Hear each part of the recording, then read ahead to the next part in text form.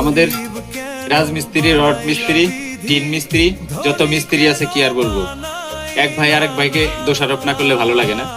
আর এই দোষারোপটা কিন্তু সবাই আবার করে না, কেননা আমাদের এই 3-4টা যন্ত্র হলেই কিন্তু মিস্ত্রি হওয়া যায়, মিস্ত্রি খাতায় নাম দেওয়া যায়। কেননা এই যন্ত্র দিয়েই অনেক সময় কিন্তু বড় বড় বিল্ডিং বা বড় বড় কাজ করা সম্ভব হয়। কিন্তু আপনার যদি জানা থাকে তাহলে কিন্তু করতে পারবেন, আর যদি জানা না থাকে তাহলে কিন্তু কখনোই করতে পারবেন না।